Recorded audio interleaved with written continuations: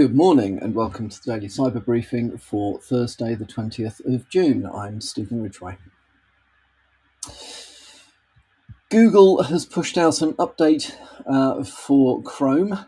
It is the version you're aiming for is Chrome 126, which is 126.0.6478.114 for Linux, and 126.0.6478.114/115 for Windows and macOS. Deals with three high severity bugs that were first demonstrated in the Typhoon Pwn 2024 hacking competition. Basically, CVE 2024 6101, 6102, and 6103, which are effectively, let me get this the right way around, inappropriate implementation issue is the first one, out of bounds memory access and use after free vulnerabilities. So Chrome's pretty good at updating itself, but always check that, if in the right hand corner there's a little thing saying restart Chrome to apply the updates, click on the button. So slightly late to the party on this one, but worth mentioning anyway. Mailcow mail server has got a couple of vulnerabilities. They were first spotted at the end of March, and the patch has been available since April, so relatively quick turnaround on the patch there. So Mailcow, open source mail server suite. The individual vulnerabilities are not particularly high severity. So 2024 CVE 2024 30270 has a CVSS score of 6.7, and it's a path traversal vulnerability. And CVE 2024 31204 with a score of 6.8 is a cross-site scripting vulnerability. Individually, they are not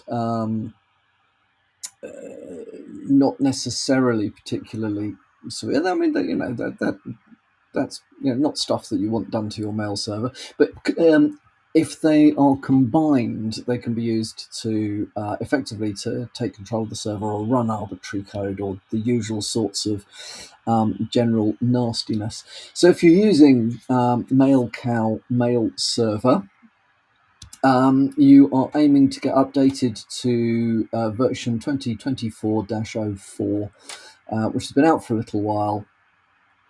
But if you've not spotted that it needs a patch, there's a reminder. Off you go.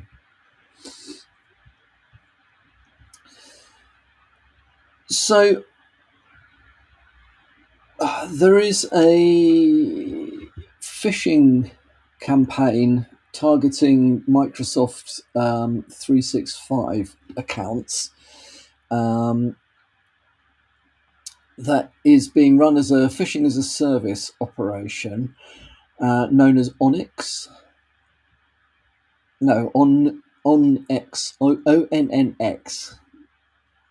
Onyx, yes, something like that. The campaign is aiming to bypass 2FA authentication. We've seen a definite increase in the number of attacks focused on getting around 2FA authentication. The main methods that I've seen have either been it depends on the method by which you're doing 2FA. Some methods of MFA, and some methods of MFA are much more resistant to attack than others.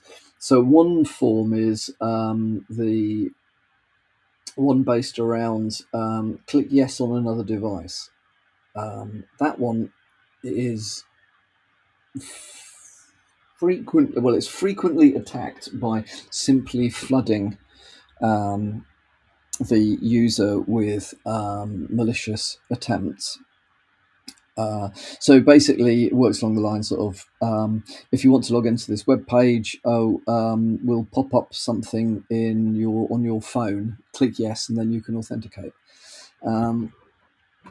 So those, if they're susceptible to an attack based around just flood the real user with malicious pop-ups. Eventually they'll get bored and click yes to make it go away, because as we've all learned, that we have been conditioned to say yes to any pop-up on your devices, mainly because you just want stuff. You don't want the pop-ups. GDPR cookie pop-ups are like, it's like yeah, whatever, just yes, get rid of it. So users have been trained to say yes. Eventually, they will say yes, or a lot of them do say yes to the request to allow a hacker to access the device. So that's kind of 2FA. MFA isn't particularly secure. Others are based more around entering specific codes, text message codes. There's a roaring trade in intercepting SMS, SIM swapping attacks, and so on and so forth. But I think the one that they're talking about here is more a case of enter the number that's been sent, or enter the number from your 2FA application. So that's at the more secure end of multi-factor authentication, in my opinion. However, if you can persuade a user to go to a lookalike site using typo squatting or whatever, they'll see it as being the actual site that they're trying to log into, be it Google or Microsoft or whatever. In this case, Microsoft. When asked for the MFA code, the user then gets the MFA code in their usual way, types it in, except they're actually typing it in. They put their username, their password, and their MFA code into the attacker's website, which then in real time passes this stuff on to the actual website and gives the attacker access to the systems behind it. Be aware these things are going on. The article in Dark Reading talks about the way that this is being made more sophisticated. JavaScript encryption, adding to layers of level of resistance to or evasion from detection. It's things are getting more sophisticated because the potential gains to the criminals are increasingly higher. Mitigate. How do you mitigate this? Well, at the moment, these attacks rely very heavily on typo squatted domains, because you need to get the user to put their information into a domain that you control rather than the genuine domain. Consequently, having control over, starting with control over DNS would be great. DNSSEC can be very helpful, or if you are running corporate environments, having some control over DNS and having some alerting at least on what queries are being DNS queries are being run would be very good indeed. Very strong recommendation: don't just point your internal users at some external DNS server and expect everything to be okay. If it matters, run your own DNS, where you can, at the very least, you can pull some good information from it, looking for indicators of attack or indicators of compromise. Avoiding typo squatting. Users are not great, and they're not bad at spotting typo squatting. But then, by design, these things are difficult to spot. So, expecting users to know that they're putting their credentials into the wrong website is quite hard. So yeah, controls over DNS, controls over outbound browsing as well. So use one of the cloud-based proxy security control solutions and SaaS-based stuff. Not recommending anybody, but what I'm talking about here is like the Zscaler-like things. There are others out there. If you are looking for one of those, I would suggest you don't just go with the famous ones without having checked out whether they really address the risks that you're trying to mitigate. Anyway, so yeah, watch out for this. It's out there. It's more prevalent than it should be. It is not easy to mitigate against unless you are taking precautions at a level that general average users mostly aren't able to do. And then finally, from me, came across an article in the Telegraph this morning. The post office continues to astonish, amaze, and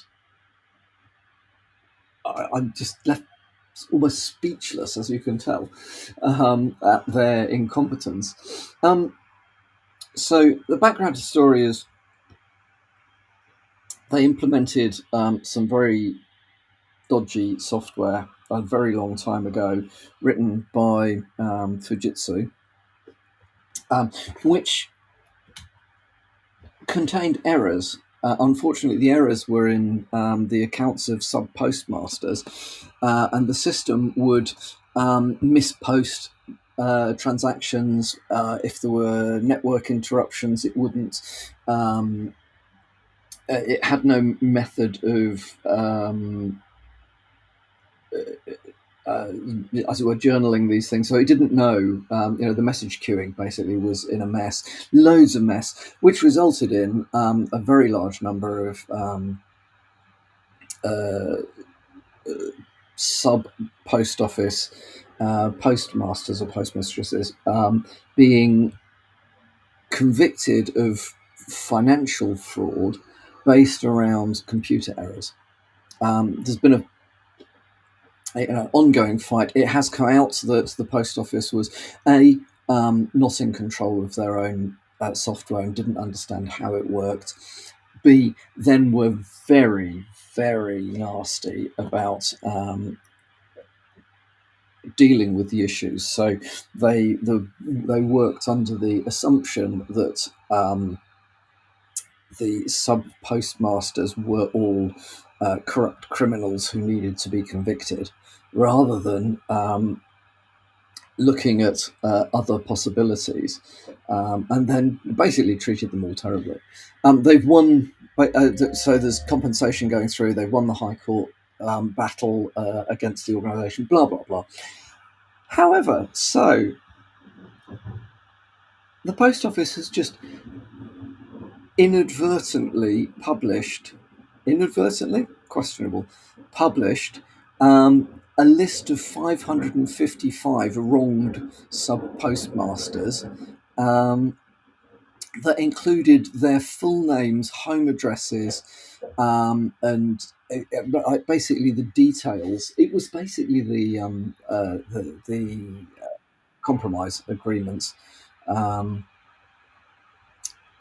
have been just put up on the corporate website. They've taken it down now. Damage is done. So now, not only were they incompetent in the way that they ran their Horizon software for post offices, they were then incompetent and malicious in the way that they treated the issues around that. They've just lost a huge court case at the High Court over this, and now they're going to get investigated by the ICO for breaching, for basically, they didn't even get breached. They just published their own confidential information. So all I can say is morons. That's all from me for today. I hope you have a good